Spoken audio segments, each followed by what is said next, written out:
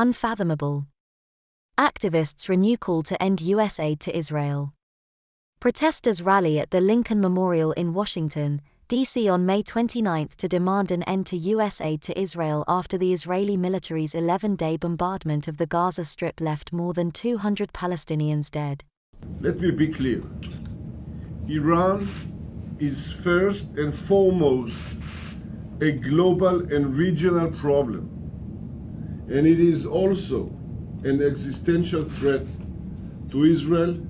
From the U.S. side, the standard statements of Israel's right to defend itself, but also an emphasis on helping the Palestinians. Also to talk about the work that needs to be done to move forward on humanitarian assistance to and reconstruction for Gaza and for Palestinians living there. I want to stress the importance of reducing tensions in the West Bank and Jerusalem, and of supporting humanitarian and reconstruction assistance for Gaza that benefits the innocent people who live there.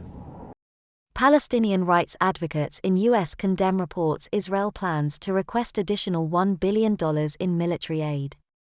Washington, D.C. Palestinian rights advocates in the United States have condemned a recent visit to the U.S. Capitol by Israeli Defense Minister Benny Gantz, renewing their calls for an end to unconditional U.S. military aid to Israel.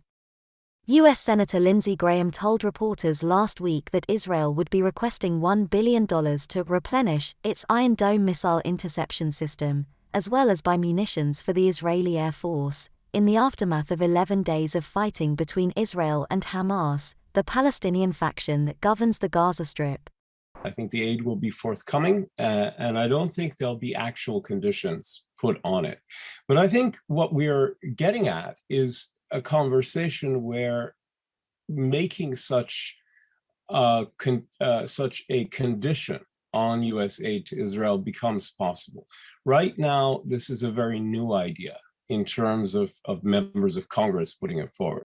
The Israeli bombardment of the besieged Palestinian territory killed 235 Palestinians, including 67 children, and displaced at least 58,000 Palestinians.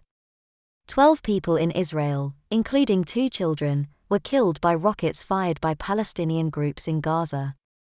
The State Department is already trying to rush through $735 million in additional weapons sales on top of the annual $3.8 billion American taxpayers provide Israel every year, Mohammed Harbe, a national development coordinator with American Muslims for Palestine, told Al Jazeera.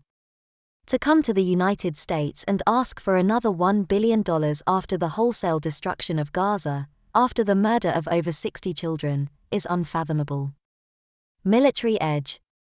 Reports of a meeting between Gantz and U.S. President Joe Biden's National Security Advisor, Jake Sullivan, on Thursday morning did not indicate whether Israel's expected request for $1 billion in military aid had been made formal. Gantz tweeted that he discussed protecting Israel's QME with Sullivan. QME stands for Qualitative Military Edge, denoting Israel's technological and military superiority that the U.S. for decades has helped finance through generous aid packages that critics say embolden the Israeli government to act with impunity in the occupied Palestinian territories. American tax money should not be spent financing apartheid and ethnic cleansing, especially when there's so much need right here in the United States, said Harbe. The National Security Council said in a statement that during the meeting, Sullivan emphasized the Biden administration's commitment to strengthening all aspects of the U.S.-Israel security partnership, including support for the Iron Dome system. Mr. Sullivan highlighted the importance of ensuring that immediate humanitarian aid is able to reach the people of Gaza, the statement also said.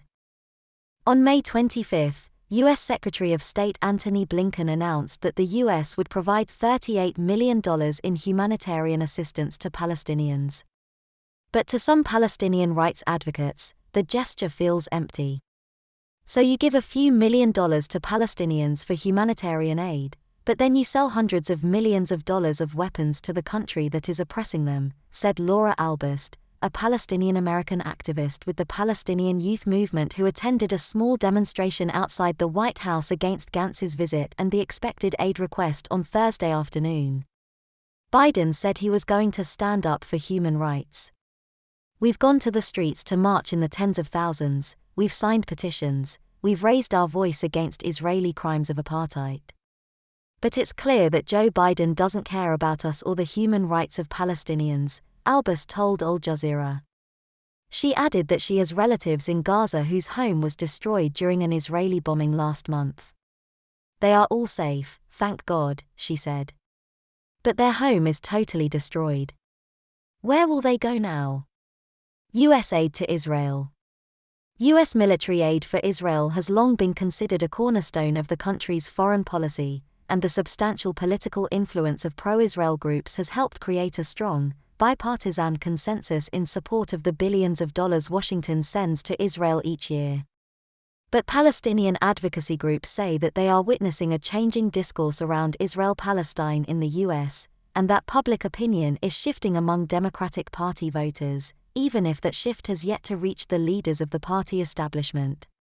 Nevertheless, progressive Democratic Party members are increasingly outspoken in their criticism of the military aid.